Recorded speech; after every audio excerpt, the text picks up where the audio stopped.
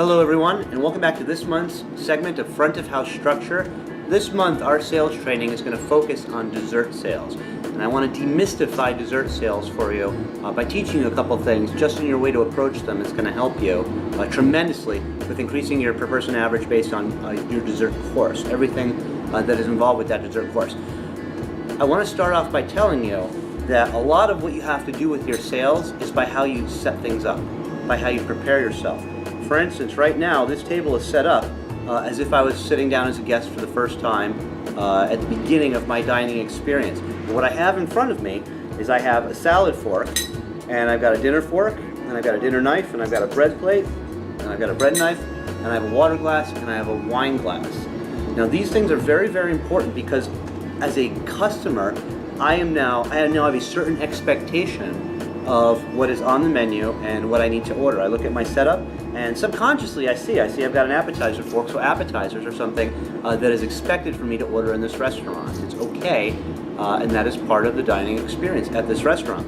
Now, one reason why you are not selling enough desserts is because you are not taking your dessert course as seriously as you take the rest of the dining experience. Now, you may think that setting up the table and polishing your glasses and polishing your knives and everything is what you do because it's part of your job, but that's not it. It's more than that. It actually has to do with setting yourself up for success by making the guest see and be able to foresee what their dinner is going to be. Now, when you have your dessert course set up and marked just like this course here, you are then making it more possible and more probable that your guests will order dessert. Now, I'm going to explain to you why. Now, after a guest is finished eating their entrees and you are clearing the table, what most of you are doing out there is bringing dessert menus and dropping them off, and no more than that. And that is a complete way to fail in selling desserts. The reason why you're failing desserts, and you might not know the difference, I'm not blaming you for this, but the reason you might be failing in your desserts is because you don't understand the guest perspective for that dessert course. All right, now what I want you to do is I want you to change your protocol. And simply by changing your protocol, you are going to change dramatically your dessert sales. After you clear the table, after entrees are done, you either crumb or wipe off the table as you do, put your salts and peppers and everything back in the center of the table, then mark the dessert course before you even bring dessert menus. Put down a spoon, put down a fork, put down your coffee accoutrements, your sugar bowl and your creamer, then go back with your dessert menus. The reason why you mark the dessert course first is now you are letting those guests at your table know that it is protocol for them to order dessert. This is the next logical step in their meal. This is what you do in this restaurant, and it makes it okay for them. You know, now, after you have that protocol called on, just by doing that, you're going to increase your dessert sales dramatically.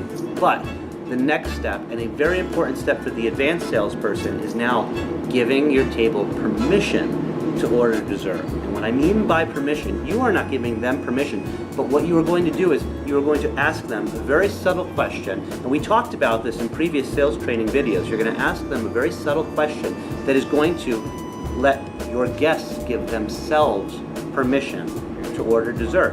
Because in the reality of it is, everybody wants dessert. Dessert is that amazing sinful course at the end of a meal that you don't need. Nobody needs it. You're not eating dessert for nourishment. You're not eating it because you're hungry. That's the little thing that you do for yourself. That's the little something extra. That's the way you spoil yourself. But a lot of guests are against dessert because they're afraid that maybe the other guests at the table are not going to order it. Maybe somebody's on a diet. Maybe they're embarrassed that they are splurging on extra calories. For whatever reason, it is your job to make it okay for them to order dessert, at least in their own minds. Now, this is how you do it. You've marked your table. You have your spoon and your fork. You have your coffee accoutrement. You bring the dessert menus to the table and you present them to the guests. And this is what you ask. So just like we've learned months ago, you're going to ask them a loaded question. This is what you ask. You say, does anyone like chocolate? Because if you do, we have a chocolate dessert on our menu, and all you need is a bite of this dessert and you'll sleep better. Because I don't want your heads to hit the pillow thinking, oh, I wish I had just one bite of that chocolate dessert. It is so fabulous. And all you need is a bite. Just order one for the table, just so you can get a little nibble. Now, this is what you've done by asking that question. First of all, you're preying upon the majority. This is what you're doing. At any table, if you have 10 people sitting at a table, 9 out of 10 of those people are going to like dessert. There's going to be that one person, obviously, that likes cheesecake or a lemon dessert or something like that. But the majority of people like chocolate desserts. It is a staple in the human psyche. One of the greatest ways to sin, but still be safe. So you are going to exploit that fact. Do you like chocolate desserts? Yes. Great. We have a chocolate dessert that's fantastic. Now, when you ask that question, do you like chocolate desserts? Wait. Don't wait for a verbal response, but look at your guests. Somebody is going to nod. Find that person and say, you do like chocolate? And they're going to say yes. And by them saying yes, the other people at the table are now open to that dessert course. Now, even if they don't like chocolate, one person is definitely going to be getting a chocolate dessert. They might be ordering it for 2 of them to share, but you've now opened the window. You've now given them permission to order this course that, again, they don't need. Now, the reason that it is so important for you to increase your dessert sales is because dessert is your bread and butter. Bread and butter. When I first started waiting tables, I hated my dessert course. I thought it was extra work for nothing. I wanted to turn the table and get another $40 steak on the table. Well, listen, in some cases you got to turn the table, all right? And I understand that, But in a lot of cases, in a lot of the more moderate to upscale restaurants, we're not so concerned about turning tables. We're concerned about check averages, or at least we should be. Because if you can take your check average from $50 a person and increase it to $55 a person just by increasing your dessert sales, first of all, it means a lot more extra money for the restaurant, but you as a server, if you can increase your check average $5 a person, you're looking at $2,000 to $4,000 more a year. To $4,000 more a year of income that you could be making. All right, this is your bread and butter. Everybody coming into your restaurant is going to get an entree. You know that. Just about everybody's going to get a drink. You know that. You got to convince them, appetizers sometimes, but dessert. This is where you make your extra money. This is where your little bit of hard work, and it really is just a little bit, is really going to pay off and make a big difference compared to last year. If you do this year, you are going to make a lot more money compared to last year, and that's what we're working on. So the 2 things we're going to work on are protocol, setting the table for dessert, and permission. Exploiting what people like, asking them if they like it to get them to think yes and give other people at their table permission, and then ask for the sale. Should I bring one for you? Would anybody like anything else? And once you have that dessert course ordered, even if it's just 1 dessert for the table and 4 people are going to share it, it opens you up to coffee, it opens you up to after dinner drinks, it opens you up to dessert wines and things like that. And now I'm going to talk about a second point. This was the first way we're going to increase dessert sales. The second way is much more advanced. It's for your more upscale restaurants that offer an extensive dessert wine list. And this is something that's worked incredibly successfully for me, personally, and for the people that I've taught how to do this when the product is available. Now, on your dessert menu, and most dessert menus have this. If they don't, okay, try to get your pastry chef to change it. You have a chocolate dessert, you have a cheese dessert, usually a cheesecake, and you have a creme brulee or a custard type dessert.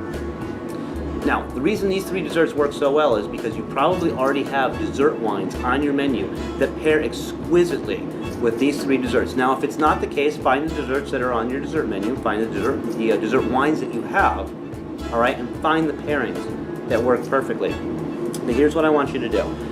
First, try this off on deuces, just on 2 tubs, because it's an easy sell.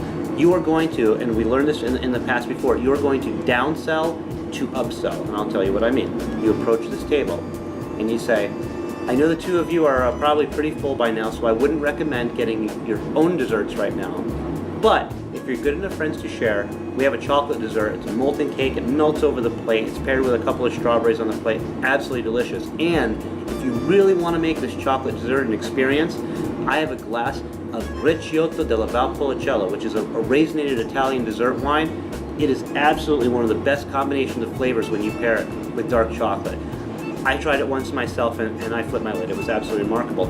Instead of getting 2 glasses of this, I'll just split a glass for you at the bar, because all you need is a little taste of the dessert and a couple sips of the wine, and you're going to be real happy. There.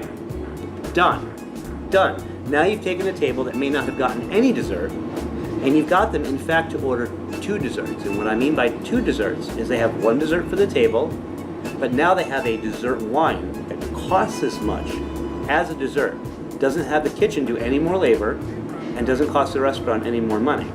But it's easy. It's an easy way now to get one dessert and one glass of dessert wine split on the table, and you're also giving your guests, most importantly, a much better experience at your restaurant. Now they're going to try something that they wouldn't get anywhere else.